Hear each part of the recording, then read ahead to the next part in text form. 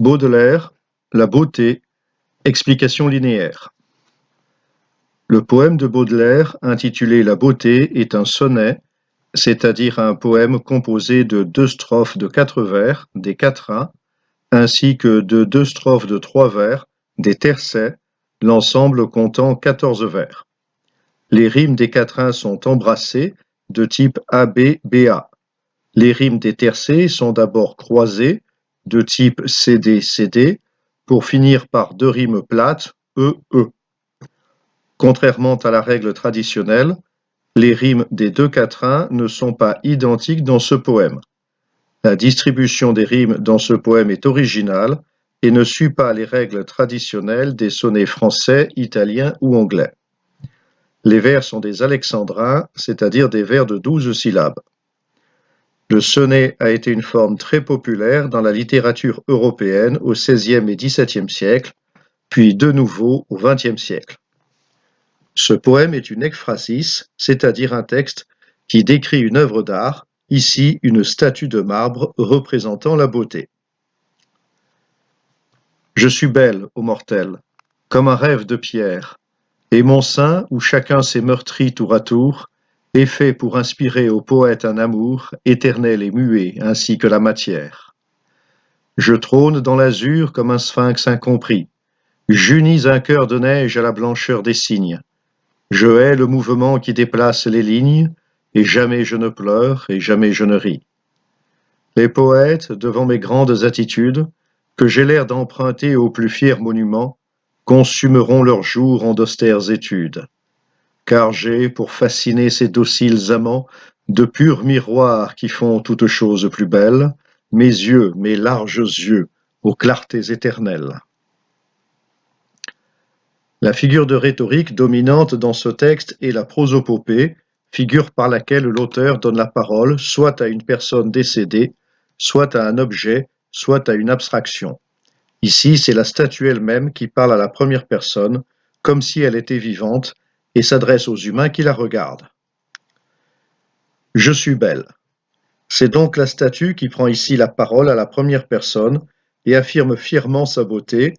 Il ne s'agit pas bien sûr ici d'une vantardise, puisqu'elle est la statue de la beauté elle-même. Elle représente l'idéal de la beauté, tel que les hommes se la représentent. Ô mortel. Le ô est une interjection qui sert à apostropher les hommes qui la regardent et l'admirent. Ceux-ci sont désignés par le qualificatif de mortel, dans le but de bien marquer leur infériorité devant l'œuvre d'art. Si les hommes ont l'avantage d'être vivants, la statue, même en pierre, représente un idéal éternel. Comme un rêve de pierre. Comme introduit ici une comparaison qui permet de bien poser le paradoxe que représente la statue. D'une part, elle est belle comme dans un rêve, mais d'autre part, elle n'a rien d'un rêve, puisqu'elle est bien un objet matériel et d'un matériau particulièrement dur. Rêve de pierre est un oxymore, figure de rhétorique qui associe 2 termes en principe incompatibles l'un avec l'autre, dans le but de créer une réalité nouvelle. Je suis belle ou mortelle comme un rêve de pierre. Ce vers présente une remarquable assonance en « est » qui donne au vers une sonorité particulièrement claire. Et mon sein, le terme sein nous indique que la statue en question est celle d'une femme, suivant la tradition de la sculpture antique, où les déesses féminines sont régulièrement utilisées pour représenter les canons de la beauté parfaite. Où chacun s'est meurtri tour à tour. Le verbe meurtrir forme ici une antithèse avec le sein, qui par principe est doux, chaleureux, confortable. Mais celui de la statue est évidemment froid et dur. L'antithèse indique ici que la beauté absolue est un idéal inaccessible. Est fait pour inspirer au poète un amour éternel et muet. La beauté est évidemment une source d'inspiration et d'extase. L'amour que le poète pourra éprouver pour la statue sera évidemment platonique, dépourvu de toute dimension sexuelle. L'homme ne peut qu'admirer la perfection des lignes, sans espérer n'avoir jamais aucune relation personnelle avec la statue. Cet amour rappelle d'autre part les amours platoniques vécus par les poètes italiens, Dante pour Bérénice, Pétrarque pour Laure. Il sera éternel comme la beauté et muet comme la statue. Ainsi que la matière. Nouvelle antithèse entre l'amour et la matière, celui-ci étant par définition de l'ordre du spirituel. La comparaison entre les deux confirme le paradoxe. Toute matérielle qu'elle soit, la statue de la beauté n'en inspire pas moins des sentiments d'ordre spirituel. Je trône dans l'azur. Trôner signifie être assis sur un trône. La beauté est bien une déesse. L'azur désigne ici le ciel. Il s'agit d'une métonymie, figure qui consiste à désigner un objet par une de ses caractéristiques. Le ciel est désigné ici par sa couleur. L'azur est devenu un symbole d'idéal et d'infini. La beauté est placée dans une position de supériorité. Elle domine l'homme à l'égal d'une divinité. Comme un sphinx incompris. Le sphinx est un être fabuleux des mythologies égyptiennes et grecques, moitié homme ou femme, moitié lion ou lionne. Dans la légende d'Oedipe, une sphinge terrorise la ville de Thèbes en posant aux passants des énigmes insolubles et elle dévore tous ceux qui n'arrivent pas à répondre. La comparaison avec le sphinx se justifie par le fait que la beauté est également une énigme parce que le pouvoir qu'elle exerce sur les hommes est incompréhensible. L'expression sphinx incompris est donc un pléonasme, figure qui consiste à insister fortement sur une idée en la répétant à l'aide de deux termes de sens proches. J'unis un cœur de neige à la blancheur des cygnes. Le blanc, symbole de pureté, est évoqué 3 fois dans ce vers par la neige, la blancheur, les cygnes, 3 termes qui forment un champ lexical de la blancheur. C'est bien sûr ici la couleur de la pierre dans laquelle la statue a été sculptée. Dans l'Antiquité, chez les Grecs et les Romains, et encore au Moyen Âge, les statues en réalité étaient peintes, mais les couleurs ont disparu avec le temps, si bien qu'à partir de la Renaissance, on a cru que les statues antiques étaient blanches, et par imitation, on a complètement arrêté de les peindre pour laisser à la pierre sa couleur naturelle. L'expression cœur de neige contient un oxymore. Le cœur évoque l'amour, les sentiments, la chaleur humaine, tandis que la neige symbolise ici, en dehors de la pureté, la froideur et l'inconsistance. Je hais le mouvement qui déplace les lignes. Ce vers évoque l'immobilité absolue de la statue qui s'oppose au mouvement naturel de la vie. La vie, c'est le mouvement perpétuel, le changement permanent, mais aussi la perspective de la mort. La beauté, elle, est immuable et éternelle. Le verbe haïr, qui peut paraître paradoxal, rappelle qu'il n'y a rien de plus haïssable que la mort. La statue, qui est ici animée puisqu'elle peut prendre la parole, semble préférer être telle qu'elle est, c'est-à-dire dans l'impossibilité d'agir et de se mouvoir, plutôt que d'être agissante, mais changeante et mortelle. Et jamais je ne pleure et jamais je ne ris.